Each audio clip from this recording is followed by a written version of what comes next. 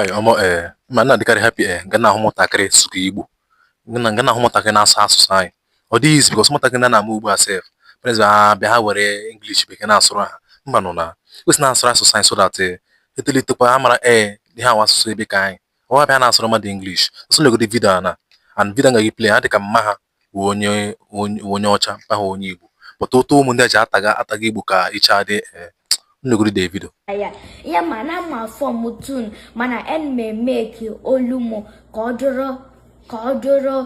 like more part of ndị America olu ka ha know ihe na-ekwu when I start to chukwu is talking people may turn on. So I don't pretend. Everybody. I speak how God created me and the assets God gave me. So it's good for me to speak how I know than me to form. One day you know. Wait, this one is my discussion. Wait, I am the interviewer. Wait, don't interrupt me. Sorry, sir. Maria, ila asu American accent emi no ila form olu. Ila asu ya ka ndị ụmụ America wee ghọta ihe ilekwu. Nke na isu Nigerian accent dị Igbo ti. Ashu ishishi repeat we ishishi ala ha no ihe ikwu. Nke na ikwesịrị isu ya la American accent. Nke na matter of inform olu maka ile ihe rele me ụla fansan. Nke no ile change olu like ile change olu ila asụrụ ha American accent ka ghọta ihe ilekwu. Nke na good matter of pretending more ilezochi otisha so. Okay, ikuchale. So and then me here maka I'm not shy because of our fans. I'm not shy because of our fans. American accent, hana amoyamu, they learn it. Eja han on the loto to ibilita imoto to so American accent. So before you saw American accent, eja amoyamu. When a mother gives birth to a child must go to school to learn how to speak. From there, the child will now hear his or her classmates speaking American accent. Then the child can now learn. Okay, now so I'm still not learning. forming. Yes, I'm still learning. Okay, never learn. Like this, I'm not learning. It's better I should not pretend. Okay. The better I speak how God created me. As for Anthony and Ogo, they are tune of choir.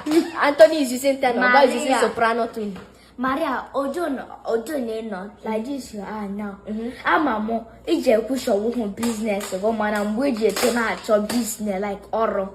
Oja kere wejuba maka chere ndụ America haja na ota hi na-ekwu iwe na-ewe ja na get tire ya mana ma form tune mana en me make olumo ka odoro like more part of ndụ America olu ka ha know ihe na-ekwu maka the first day batala school anyị eji nwu normal voice ha na-agwa m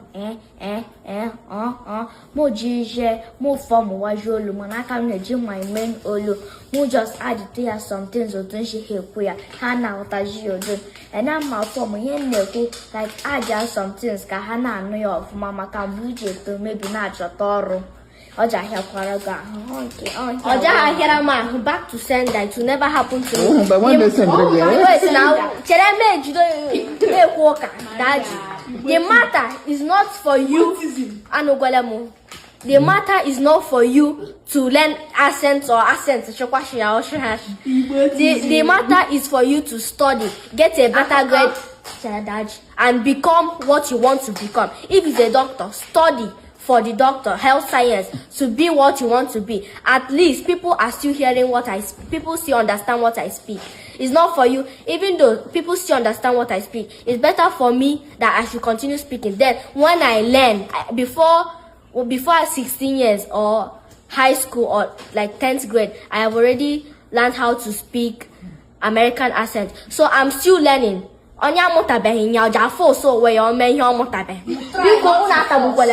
I'm not. You people are forced. You people are discriminating my rights, my human rights, my fundamental rights.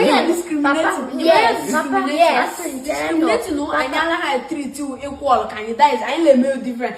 Now Maria, you know, maka this American accent. One by one. Oh, you know, matter of go chow off ma. In what all kaja drew easy. all she must American accent. Go me of Mala like your study. All kaje benefit you more than ima has American accent. Okay, can one example? Ndo le kuru ndo senate okumo ndo president advice on hala moto hasha English of ma. That is hasu chacha ye wali lele hanya. So me no she all she has American accent. Or when you do me fu eja go for ko e want cha go cha ko go cha ko of ma or bada or benefit you or kaje benefit you. Mana it will be better if you learn American accent. And I never have force so more equal discrimination of your human life. I ain't la just I ain't le persuade I ain't just la go okay try American American accent. Like more now the same thing ku eshim biara la school eshiji nku ihe hashim so mo bia le change my accent ama so American accent very well mana at least ama mo all shala ma so original American accent akam la so I'm still talking to my classmates how time of my just nku hale here once may repeat so good mo just try ya you change your accent so all much nke o ja daka ndo American accent all much o ja do to just try ya ile ekwu nke o just swaya ka how otaya so onye mshi magwa ananya he male discriminate me